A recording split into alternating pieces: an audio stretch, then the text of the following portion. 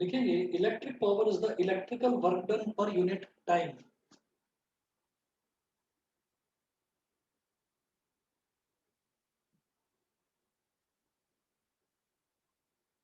Electric power is the electric power is the electric work done per unit time is the electric work done per unit time. Electric power is the electric work done per unit time. ठीक है, तो कैसे क्या लिखेंगे इसको? Power is equal two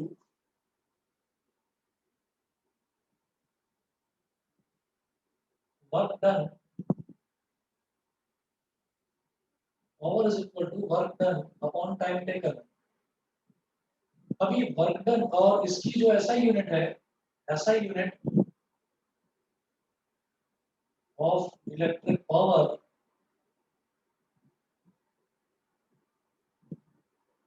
is what's. Electric power की जो ऐसा यूनिट है वो वॉट होती है। अच्छा, अब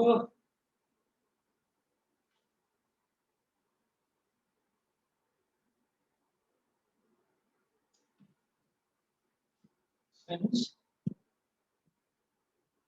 power is equal to W upon T. Power तो work done upon time taken हो गया, डब्ल्यू अपॉन टी।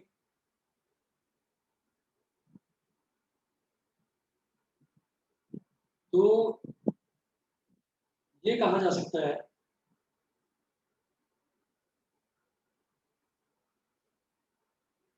जो हमारा इक्वेशन नंबर 1 बोल दिया,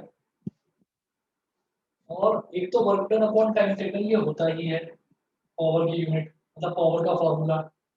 ठीक है, दूसरा एक फॉर्मूला पावर का और होता है जिसको हम पावर के फॉर्मूले को हम इस तरीके से भी बता सकते हैं कि जैसे अगर ये देखा जाए इलेक्ट्रिक पोटेंशियल का फॉर्मूला क्या था, as we have studied that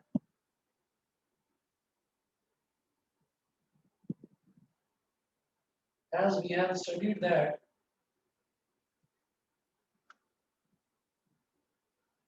electric potential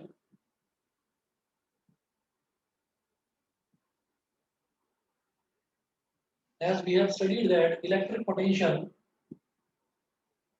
B is equal to क्या था, work done per unit charge। ठीक है, मैंने इलेक्ट्रिक पोटेंशियल में आपको बताया था कि इलेक्ट्रिक पोटेंशियल की डेफिनेशन ही ये होती है कि अगर मान लीजिए किसी चार्ज को हम लें और बहुत दूर से, मतलब इनफाइनाइट डिस्टेंस से हम उस चार्ज को लेकर आए और उसको किसी एक जगह पर लाकर रखने में जो वर्क डन करना पड़ता है, that work done is known as electric potential. तो इलेक्ट्रिक पोटेंशियल क्या हो गया, work done per unit charge, W upon Q जो है ये कहलाता है इलेक्ट्रिक पोटेंशियल। अब जरा देखें कि जैसे यहाँ से मुझे पता चल गया डब्ल्यू अपॉन क्यू ये इलेक्ट्रिक पोटेंशियल हो गया। ऑल्सो इसके बाद हम ये कहेंगे कि डब्ल्यू क्या हो जाएगा फिर V into Q. It implies that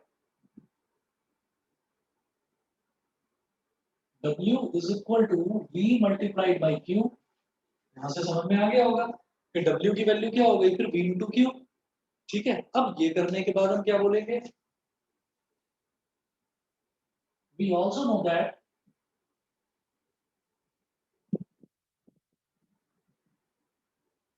we also know that current we also know that current I is equal to Q upon T। Therefore Q कितना हो जाएगा, this into this, Q is equal to I into T। So work done W is equal to V की जगह तो V ही रहने दीजिए, Q की जगह हम लिख देंगे IT, V multiplied by I multiplied by T। Therefore power is equal to, अब देखिएगा पावर क्या हो गई कि जब मैंने वर्क डन को कैलकुलेट कर लिया, हम ये कहते हैं कि इलेक्ट्रिक पोटेंशियल जो V होता है ना, ये जो इलेक्ट्रिक पोटेंशियल V होता है इसका फॉर्मूला होता है W/Q। तो यहाँ से W क्या हो गया, V इंटू क्यू। W की वैल्यू हो गई V इंटू क्यू, ये हो गया। दूसरा हम ये कहते हैं कि जो करंट होता है, करंट का फॉर्मूला होता है चार्ज पर यूनिट टाइम टेकन। तो करंट यानी कि I की वैल्यू होती है Q/T। तो यहाँ से चार्ज की वैल्यू हमने निकाल दी, चार्ज की वैल्यू क्या हो गई I इंटू टी। ठीक, Q is equal to I into T हो गया। अच्छा, तो अब Q की वैल्यू आपने यहाँ डाल दी, तो V into I into T, ये वर्क डन हो गया। यहाँ तक समझ गए सभी बच्चे? यहाँ तक सभी को क्लियर है? बताइए आगे यस चलें। सर। विदित, राजनंदिनी, दिशा, क्लियर है सर। दोबारा बताऊं? सर क्लियर है वो आपको ओके बात में। Okay okay okay. बेटा बाकी बच्चे बताइए, Ashutosh, Disha, yes Rajnandini. Sir. Yes sir. Sir आपने V into I into T क्यों लिया था? दोबारा बोलो क्या? सर आपने V into I into T क्यों लिया था? V into I into T क्यों लिया है? आप ये देखिए, ये जो W है वर्क डन, ये कितना है, V इंटू क्यू। और Q की वैल्यू मैंने निकाली I इंटू टी। तो Q की जगह हमने IT अगर डाल दिया तो क्या हो जाएगा, VIT। मतलब V into I into T हो गया। Okay sir. समझ गए? Yes sir. Therefore power, power क्या हो जाएगी, अब W की जगह आप ये वैल्यू डाल दो, V into I into T. V multiplied by I multiplied by T upon T। यहाँ क्या होगा, T से T कट गया, तो पावर की वैल्यू आ गई V into I. P is equal to V into I. तो ये मेरी फर्स्ट इक्वेशन थी, ये हो गई इक्वेशन नंबर 2। तो ये भी पावर का फॉर्मूला होता है। पावर निकालने का एक तरीका ये है कि work done upon time taken. एक तो ये हो गया पावर का फॉर्मूला, ठीक है, पहला फॉर्मूला। दूसरा फॉर्मूला ये हो गया, power is equal to voltage into current, V into I, या पोटेंशियल डिफरेंस इंटू करंट, एक ही बात है ना। अच्छा, अब मैं ये कहूंगा by Ohm's law,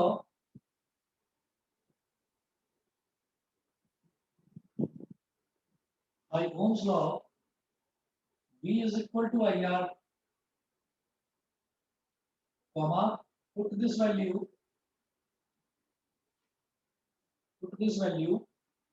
in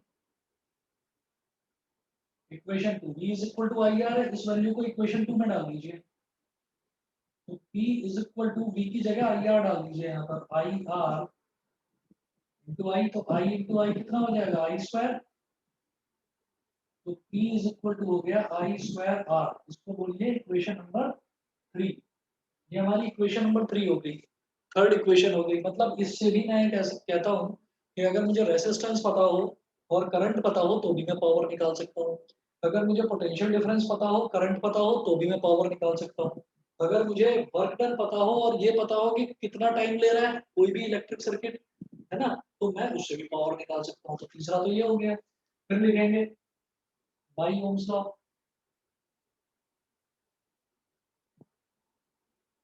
by Ohm's law V is equal to IR implies that I is equal to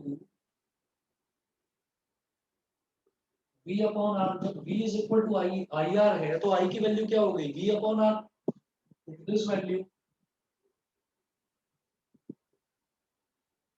in equation 2, इस वैल्यू को इक्वेशन 2 में डाल दीजिए। तो P is equal to V को तो ऐसे ही रहने दो और I की जगह डाल दीजिए बेटा V upon R। V upon R, अब आप देखो V into V कितना हो गया, V स्क्वायर। तो P is equal to हो गया V square upon R।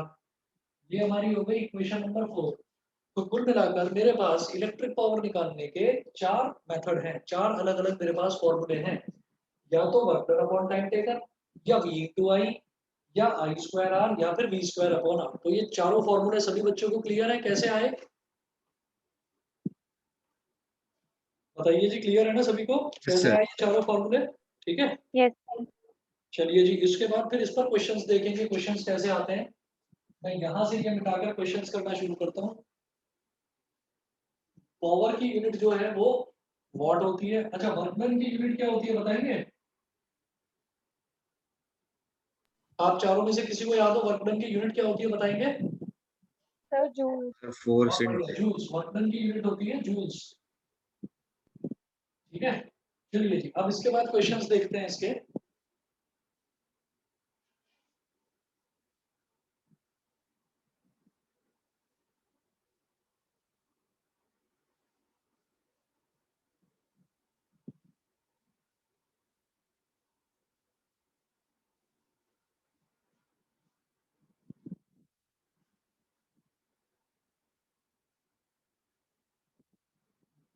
Question number 1, question number 1 है what will be the current drawn by an electric bulb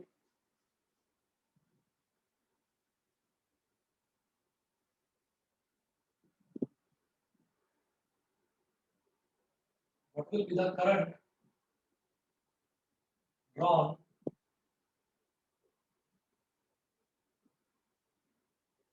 what will be the current drawn by an electric bulb of 40 watt by an electric bulb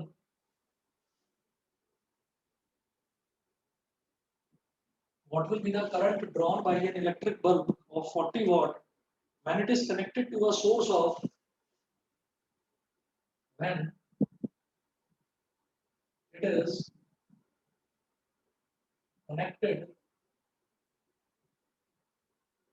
to a source of when it is connected to a source of 220 volt.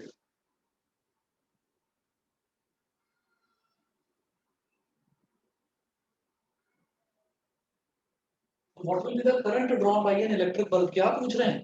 एक electric bulb दे रखा है और उस electric bulb का ये बोल रहे हैं कि इलेक्ट्रिक बल्ब ऑफ 40 वॉट यानी कि उसकी वो पावर दे रखी है कि वो कितनी पावर कंज्यूम करता है। तो एक इलेक्ट्रिक बल्ब है जिसकी पावर दे रखी है 40 वॉट 40 वॉट। तो हम ये कहेंगे P इज इक्वल टू हो गया 40 वॉट, ठीक है। और उसके बाद ये बोल रहे हैं when it is connected to a source of 220 volt यानी कि वोल्टेज दे दिया 220 वोल्ट। अब वो पूछ रहे हैं कि आप करंट बताइए व्हाट विल बी द, देखिए क्या लिखा है करंट पूछ रहे हैं ना। तो मेरे पास चार फॉर्मूले हैं P V और I, ये कौन से फॉर्मूले में आता है? ये सेकंड फॉर्मूले में लाई करता है। तो मैं यहाँ से I की वैल्यू बड़े आराम से निकाल सकता हूँ। हम कहेंगे since P is equal to V into I, it implies that अब ये जो I है ये क्या हो जाएगा P upon V, it implies that I is equal to P upon V। अब P कितना है 40 और V कितना है 220। ये 0 से 0 कट गया, 2 2 जा 4 और 2 11 जा दिस, तो 2 upon 11 एम्पियर। बताइए सभी को clear? Yes, sir. Yes sir. ठीक है, 2/11 एम्पियर आ गया। ज्यादा आप इसको सिंप्लीफाई करना चाहें तो करेंगे तो आई की वैल्यू आ जाएगी 0.8 एम्पियर।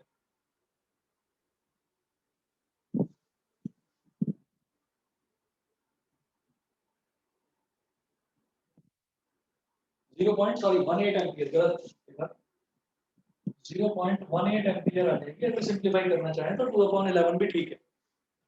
उसके बाद देखिए क्वेश्चन नंबर 2, इधर कर रहा हूं।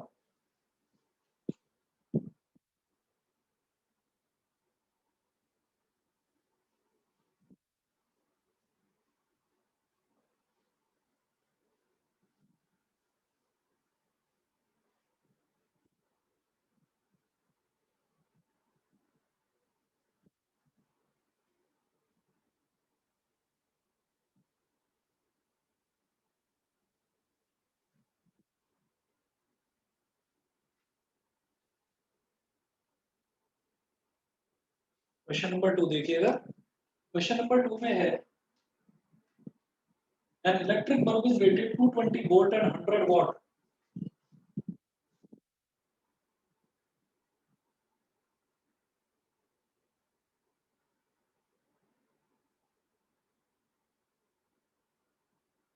An electric bulb is rated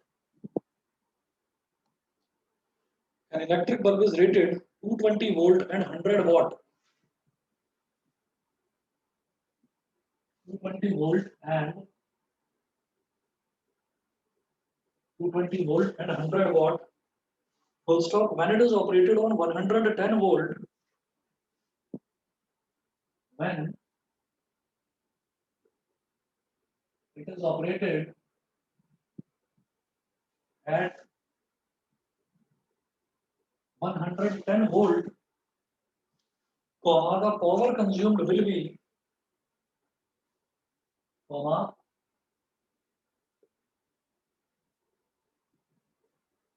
the power consumed will be, ये MCQ है, इसके ना चार ऑप्शंस दे रखे हैं। ए पार्ट है 100 वॉट, बी पार्ट है 75 वॉट। 100 वॉट, बी पार्ट है 75 वॉट,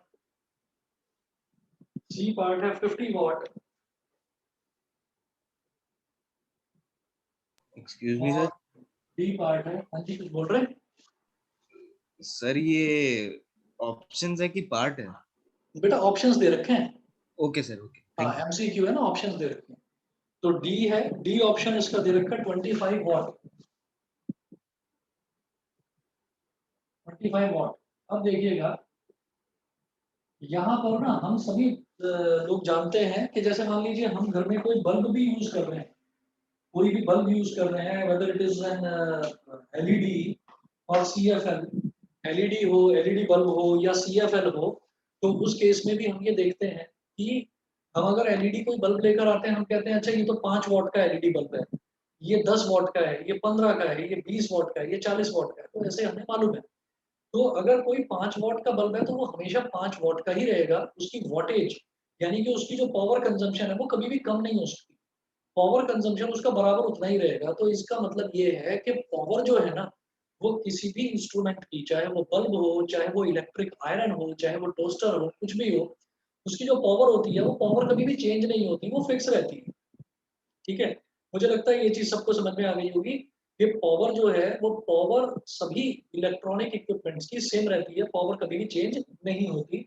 उसके बाद देखिएगा इन्होंने बोला an electric bulb is rated 220 volt and 100 what, यानी कि उस पर लिखा हुआ है कि वो 220 वोल्ट पर काम कर सकता है और 100 वॉट वो पावर जो है वो कंज्यूम करेगा। When it is operated at 110 volt the power consumed will be, तो अगर मान लो उसको वोल्टेज ही कम मिले तो फिर वो पावर कितनी कंज्यूम करेगा, कम कंज्यूम करेगा या ज्यादा कंज्यूम करेगा, ये देखना है। तो आप ये देखिएगा कि यहाँ पर इन्होंने बोला कि भाई 220 वोल्ट है, 220 वोल्ट और 100 वॉट। तो अब जरा देखते हैं कि जो 220 वोल्ट है, 220 वोल्ट पर हमने ये कहा कि हम अगर ज्यादा वोल्टेज दे रहे हैं किसी को भी तो वो ज्यादा पावर कंज्यूम करेगा, हम अगर कम वोल्टेज कर रहे हैं तो उसकी पावर कंजम्पशन कम हो जाएगा। ये मेरी बात समझ में आती है सबको?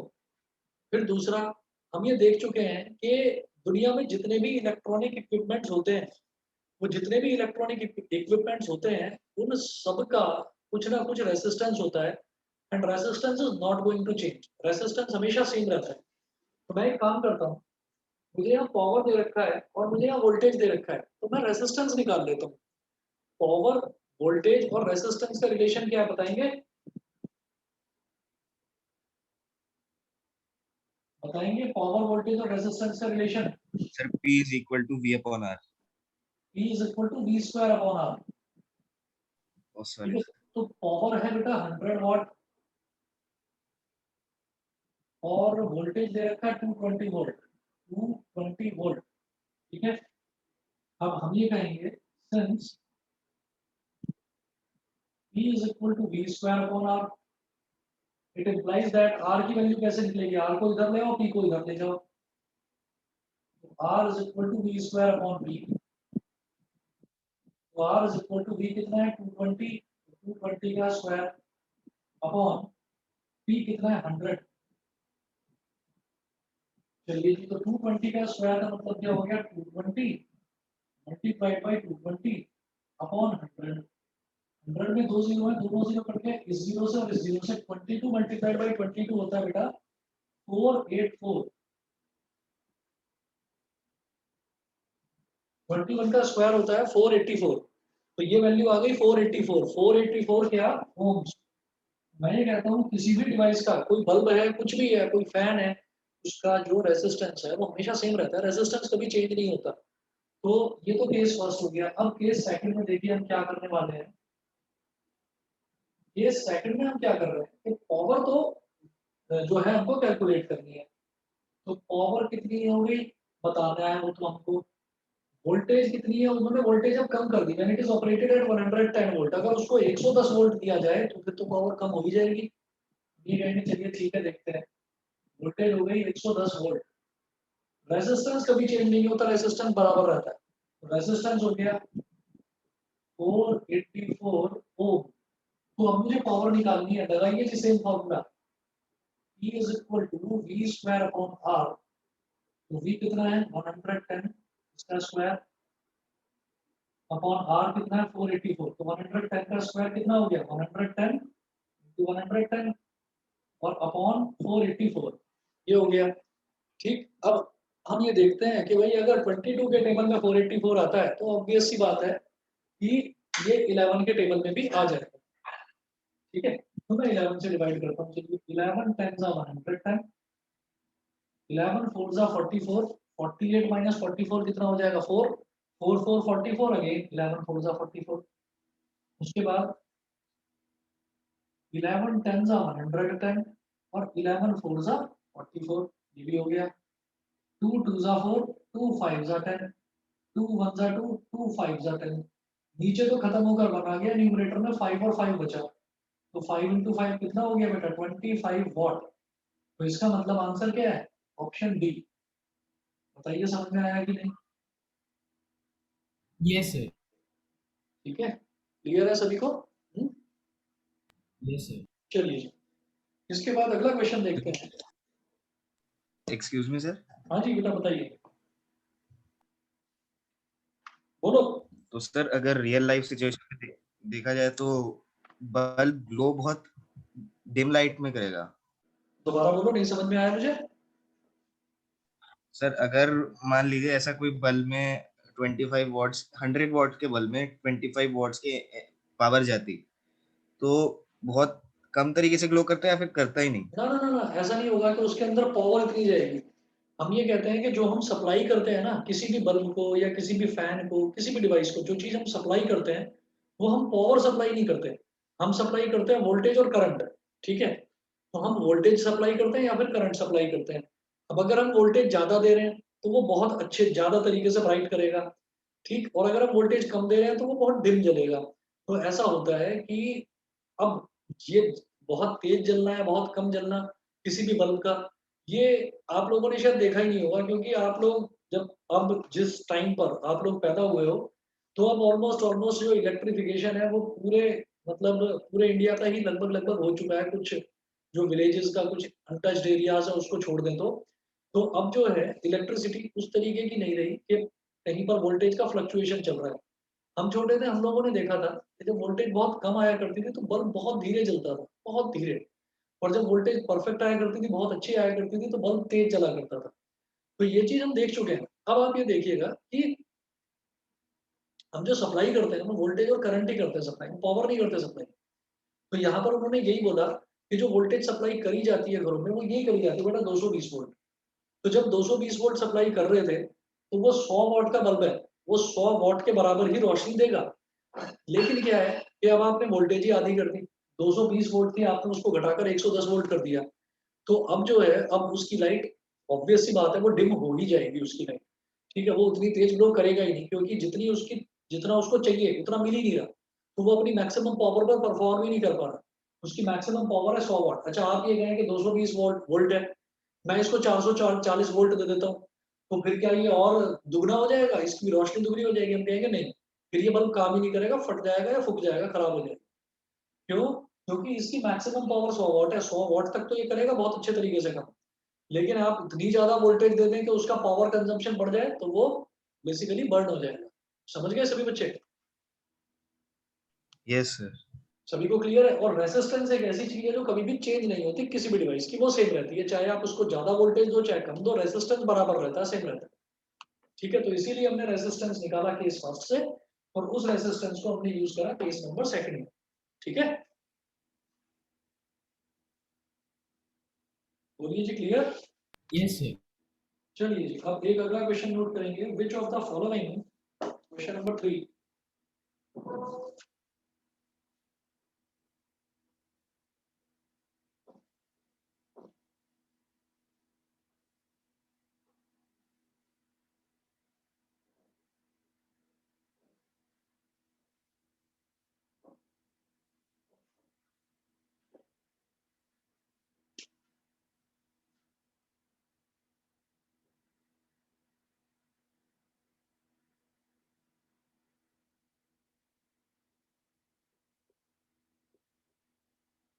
which of the following does not represent electrical power in a circuit? Which of the following does not represent which of the following does not represent electrical power in a circuit?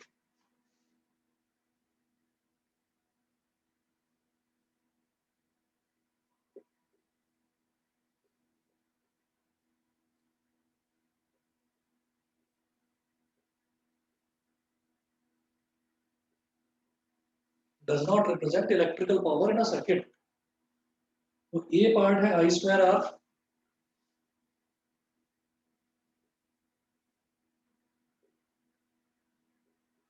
ये part है I square R, B part है I R square,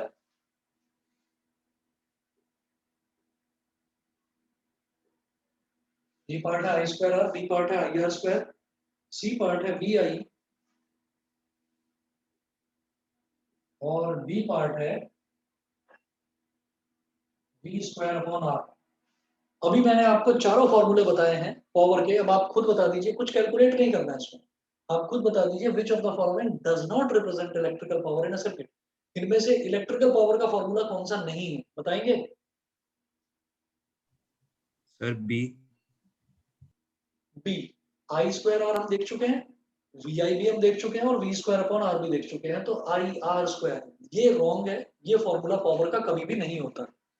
ठीक है, सभी को clear इतना? ठीक है, यस सर। चलिए जी ठीक है, इसके बाद नेक्स्ट टॉपिक स्टार्ट करेंगे। नेक्स्ट टॉपिक है हम ये कहेंगे कि पावर का एक फॉर्मूला और होता है, या हम बोले कि इलेक्ट्रिकल एनर्जी का एक फॉर्मूला और होता है। क्या? अभी बताता हूं,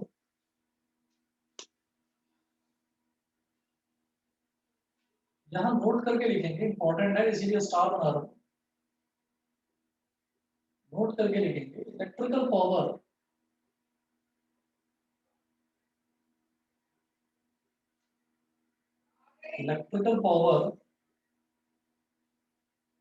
can also be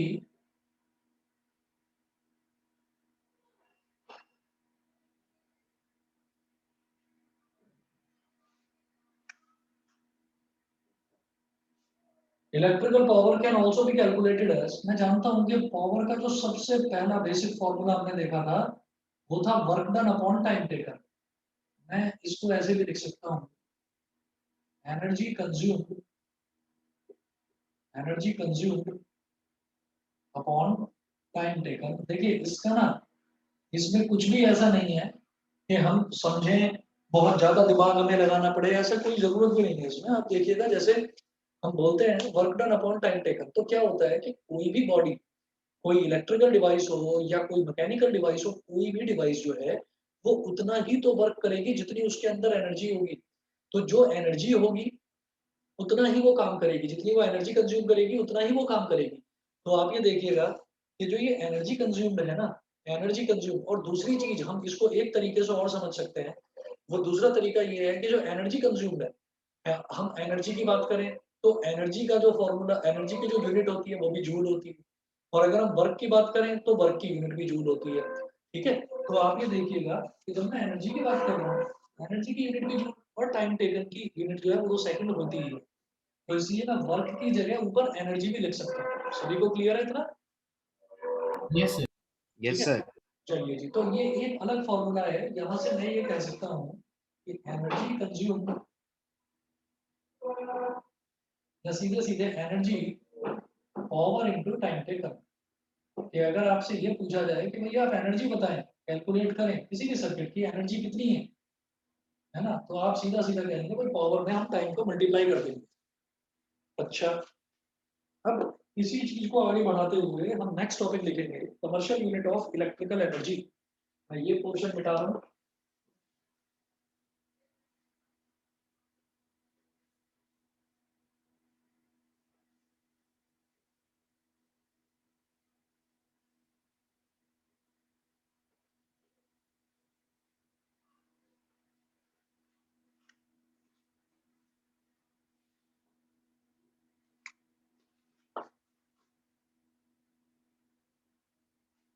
हेडिंग डालेंगे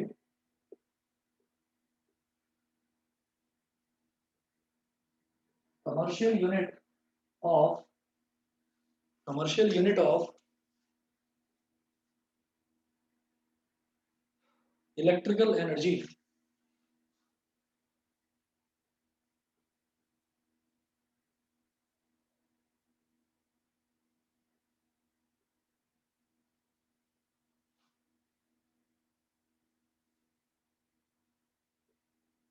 commercial unit of electrical energy note करेंगे। One commercial unit of electrical energy is kilowatt our.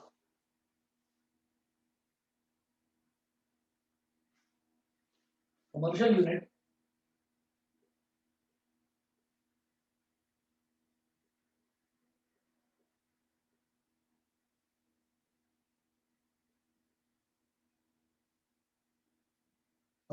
of electrical energy is kilowatt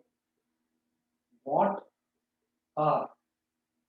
commercial unit of electrical energy is kilowatt our.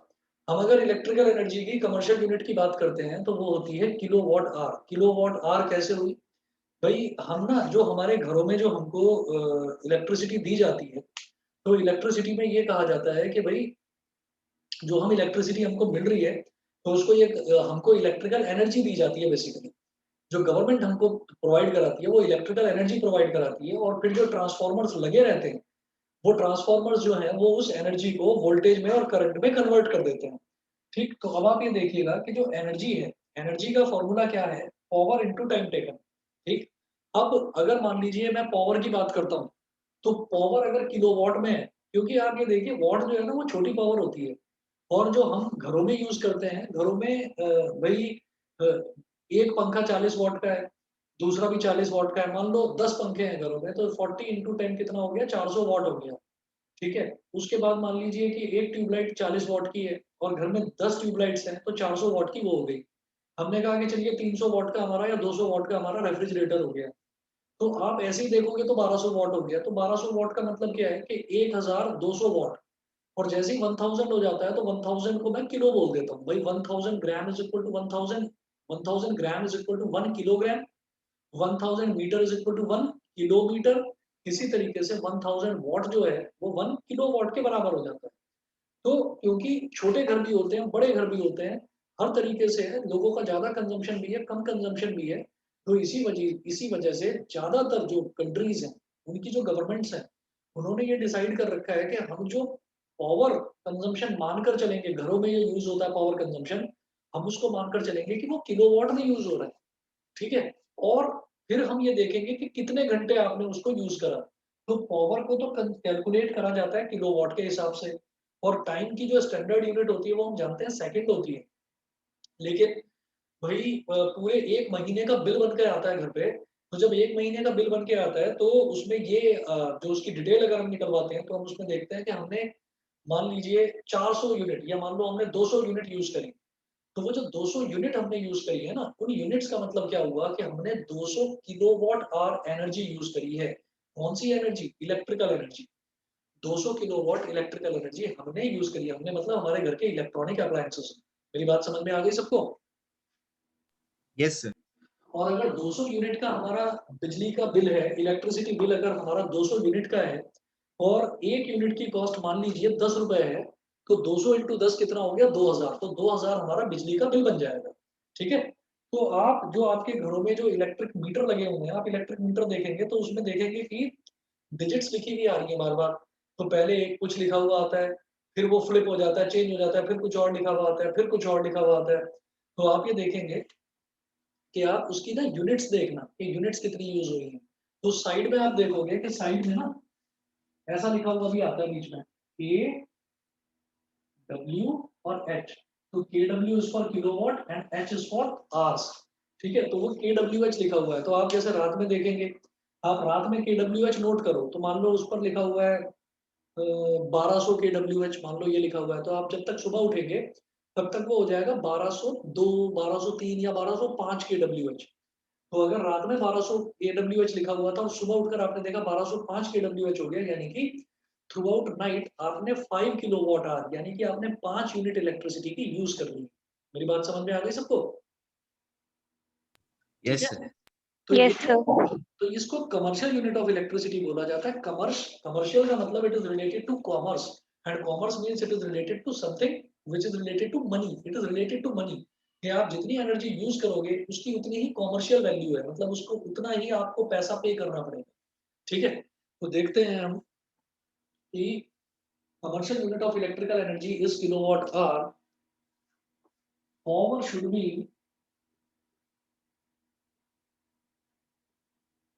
power should be in kilowatts and time should be in hours। तो power तो kilowatt में होना चाहिए और time जो है वो hours में होना चाहिए। अच्छा जी, तो अब इसी चीज को दिमाग में रखते हुए हम ये देखते हैं कि अगर 1 किलोवाट आवर है मान लो हमारे पास, और उसको मुझे जूल में कन्वर्ट करना हो, नॉर्मल यूनिट जो होती है एनर्जी की, जूल में कन्वर्ट करना हो तो कैसे किया जाएगा? देखिएगा, इसको हम ये बोलेंगे power should be in kilowatts and time should be in hours, ये है। तो यहाँ पर हम लिखेंगे रिलेशन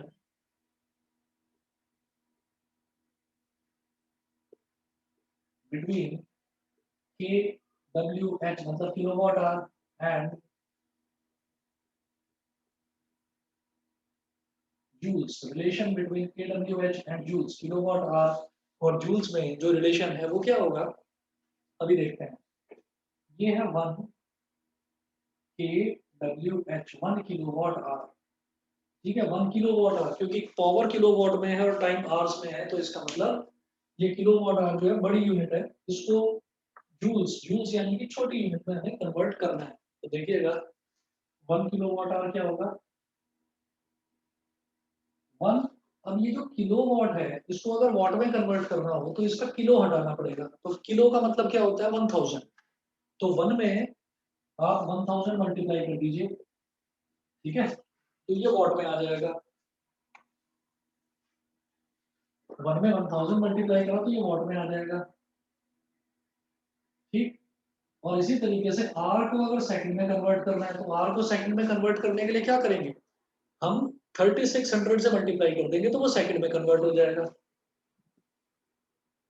3600। ठीक है, और ये हमारा फाइनली जूल्स में आ गया। समझ गए कि नहीं बताओ? Yes, sir. भाई अगर हमने जो पावर है, पावर को अगर हमने वॉट में कन्वर्ट कर दिया तो वॉट में कन्वर्ट करने का मतलब है हमने पावर की स्टैंडर्ड यूनिट यानी कि एसआई यूनिट में कन्वर्ट कर दिया। ठीक है, तो पावर की एसआई यूनिट तो होगी वॉट, तो वॉट कैसे हुआ, किलो वॉट को 1000 से मल्टीप्लाई कर दिया। जैसे किलोमीटर को मीटर में करते हैं तो कैसे करते हैं, 1000 से मल्टीप्लाई कर देते हैं। ठीक, इसी तरीके से जो टाइम है, टाइम की यूनिट यहाँ पर तो आर है कमर्शियल यूनिट ऑफ इलेक्ट्रिसिटी में, लेकिन हम तो निकालना चाहते हैं उसको ऐसा यूनिट यानी कि जूल्स में कन्वर्ट करना है मुझे एनर्जी को। तो आप टाइम की जो आर है यूनिट उसको भी आप ऐसा यूनिट में कन्वर्ट कर दो, तो वो होता है सेकंड, तो आपने उसको 3600 से मल्टीप्लाई कर दिया। तो ये आपका वॉट में हो गया, ये आपका सेकंड में हो गया, तो वॉट भी ऐसा यूनिट, सेकंड भी टाइम की ऐसा यूनिट, तो फिर हमारी एनर्जी की भी ऐसा यूनिट यानी कि जूल आ जाएगी। तो आप ये देखो, ये हो जाएगा, ये ये है 10 की पावर 3 बोल सकते हैं इसको, 36 इंटू 100, इसको क्या बोल सकते हैं 36 इंटू 10 की पावर 2। ये कहते हैं 36 इंटू 10 की पावर 5 जूल्स। ये रिलेशन होता है 1 किलोवाट में, 1 किलोवाट आवर में और जूल में। समझ गए? Okay sir. Yes. ठीक है, सभी को क्लियर है, चले आगे। Yes, sir. चलो जी, अब इसके बाद में क्वेश्चन नोट करूंगा नेक्स्ट। बस 1 मिनट अगर आप वेट करें, मैं जरा पानी पीकर आता हूं, 1 मिनट वेट करिए बस। Okay, sir. हाँ, चलिए जी, अब इस कॉन्सेप्ट पर हम क्वेश्चंस करते हैं। क्वेश्चन नोट करेंगे पहला।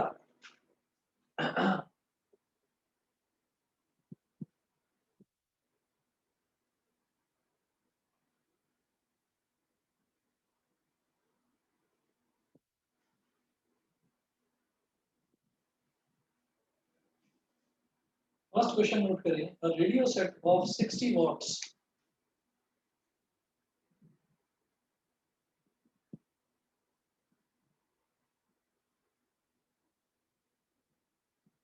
a radio set of 60 watts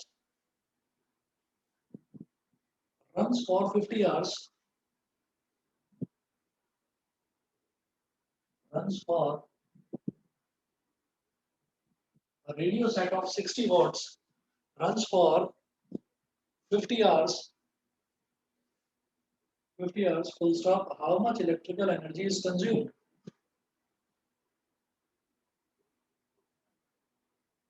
How much electrical energy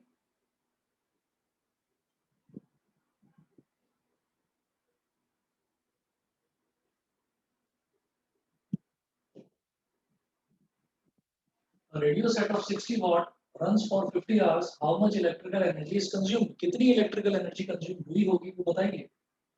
एक रेडियो सेट है, उसकी पावर इन्होंने बता दी कितनी है, 60 वॉट, और वो कितनी देर तक चलता है, वो 50 घंटे तक चलता है।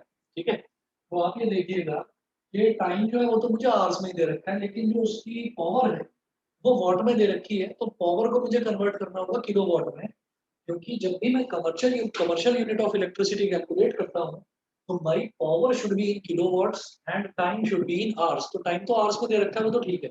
अब ये कहेंगे power E is equal to 60 watt, तो इसको कन्वर्ट करते हैं हम किलो वॉट। तो वॉट को जैसे ग्राम को किलोग्राम में कन्वर्ट करने के लिए 1000 से डिवाइड करते थे, मीटर को किलोमीटर में डिवाइड कर कन्वर्ट करने के लिए 1000 से डिवाइड करते थे, उसी तरह से वॉट को किलो वॉट में कन्वर्ट करने के लिए 1000 से डिवाइड करेंगे। हमने कहा 60 डिवाइडेड बाई 1000, तो ये किलो वॉट आ जाएगा। एक जीरो से एक जीरो कैंसिल आउट हो गया, 6/100, 6/100 किलो वॉट।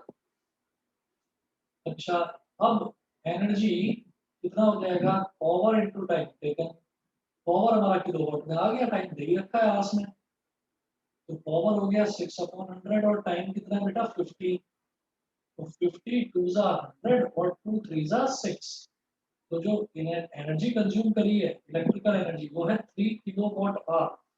समझ गए कि नहीं समझे बताओ? Yes, sir. ठीक है। Yes, sir. अच्छा, ज्यादातर, हाँ, ज्यादातर बच्चों से जो गलती होती है वो गलती आप लोग मत करना। किलोवाट आर लिखा हुआ है, किलोवाट पर आर मत लिख देना, किलोवाट आर होता है, तो किलोवाट और आर के बीच में स्लैश मत लगा देना कि किलोमीटर पर आर की तरह नहीं है ये। समझ गए, किलोमीटर पर आर की तरह नहीं है, ये है किलोवाट आर, मतलब एक साथ लिखना है, मल्टीप्लाई हो रहा है, डिवाइड नहीं हो रहा है। ठीक है, चलिए अगला देखते हैं, question number 2।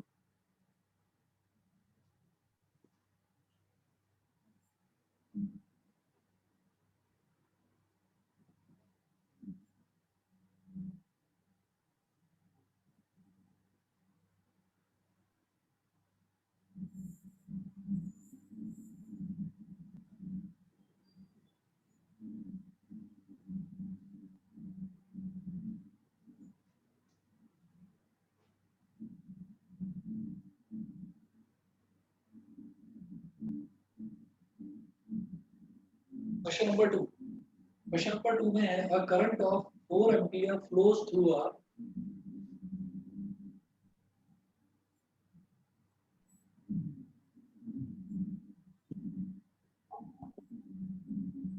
current of 4 ampere flows through a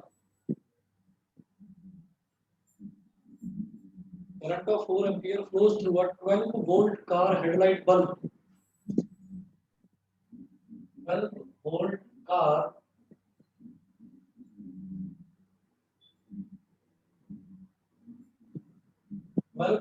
car headlight bulb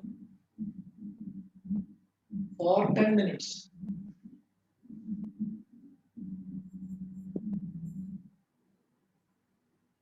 For 10 minutes. Full stop.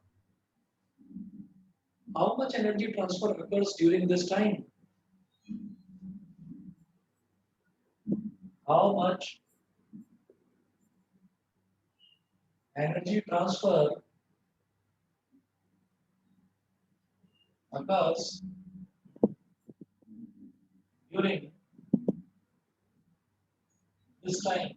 बिल्कुल इसमें जो है आप रिस्क मत लेना, पहले ही बता रहा हूँ कि जहां भी कहीं इलेक्ट्रिसिटी का क्वेश्चन, भाई फिजिक्स में आपसे जब भी एनर्जी पूछी जाएगी तो आप बाय डिफॉल्ट यही मानकर चलना है कि आपको एनर्जी किलोवाट आवर में निकालनी है, यानी कि पावर होनी चाहिए किलोवाट में और टाइम होना चाहिए आवर्स में।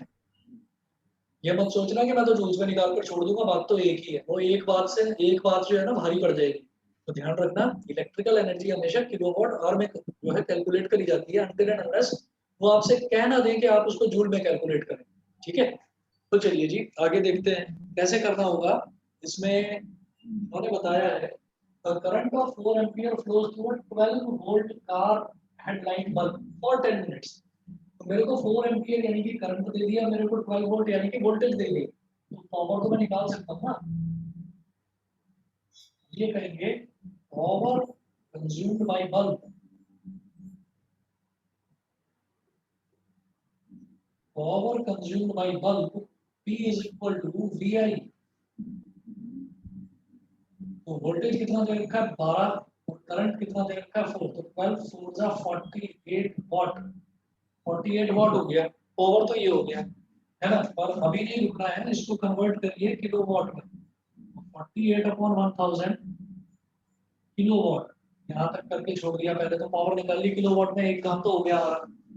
फिर उन्होंने दे रखा है current of 4 ampere flows through 12 volt car headlight bulb for 10 minutes, यानी कि टाइम दे दिया 10 मिनट्स, वो मिनट दे रखा है। भाई मिनट को कैसे कन्वर्ट करें हम इसमें आवर्स में, 60 से डिवाइड करके। तो आप 10 को 10 मिनट्स दे रखा है, आप इसको 60 से डिवाइड कर देंगे, ये हो जाएगा time is equal to 10 upon 60, यानी कि 0 से 0 कट गया, तो 1 अपॉन 6 आवर्स, 1 अपॉन 6 आवर्स, ये हो गया पावर, हो गया टाइम, हो गया। इधर करता हूँ आगे।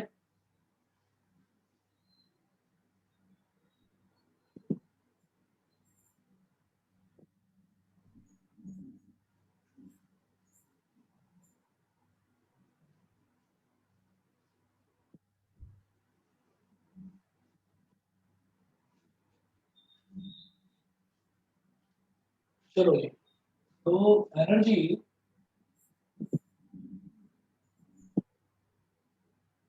Equal to E into T, power कितना है 48 अपॉन 1000 मल्टीप्लाइड बाय टाइम कितना है 1 अपॉन 6, तो 6 8 जा 48, 8 अपॉन 1000 कितना हो जाएगा 0.008 किलोवाट आवर। बताइए बेटा क्लियर है कि नहीं?